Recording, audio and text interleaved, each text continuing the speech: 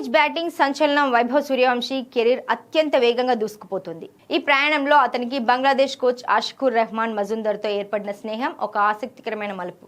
వీరిద్దరి పరిచయం 2023లో విజయవాడలో జరిగిన ట్రై సిరీస్ సమయంలో నెట్ ప్రాక్టీస్ సెషన్ల వద్ద మొదలైంది. ఆ రోజు సాయంత్రం భోజనం కోసం వెతుకుతున్న ఆషికుర్ను వైభవ్ కలవడంతో వారి మధ్య సంభాషణ మొదలైంది. అప్పటికి వైభవ్ మరో ఆటగాడు అమన్తో కలిసి ఉండగా ముగ్గురు కలిసి భోజనానికి వెళ్లారు. ఆ రోజు నుంచి మొదలైన భోజన దినచర్య వారిని మరింత దగ్గర చేసింది.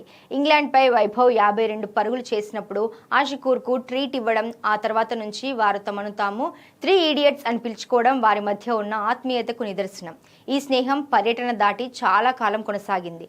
ఐపీఎల్ ఎంపిక తర్వాత కూడా వైభవ్ తన తయారీ, బ్యాటింగ్ మెలకువల గురించి ఆషికుర్తో అర్ధరాత్రి వేళల్లో కూడా చర్చించుకునేవాడు. ఖతర్లో జరిగిన మరో టోర్నీలో వీరిద్దరూ మళ్లీ కలిసినప్పుడు భోజనం ముగించుకున్న మరుసటి రోజే వైభవ్ యూఏఈపై 200 పరుగుల భారీ ఇన్నింగ్స్ ఆడాడు. తాను వైభవ్కు లక్కీ చార్మ్ అని భావించానని, అతను అపారమైన ప్రతిభావంతుడని ఆషికుర్ పేర్కొన్నారు. వైభవ్ తనకు అర్ధరాత్రి ఫోన్ చేసిన ఆషికుర్ ఎప్పుడు స్పందిస్తారు. వైభవ్ కెరీర్ ఎంత ఎత్తుకు ఎదిగినా ఆ తొలి పరిచయం నాటి వినయం, విలువలు ఏ మాత్రం మారలేదని, అది తనకెంతో గౌరవాన్ని ఇస్తుందని ఆషికుర్ గర్వంగా చెబుతారు.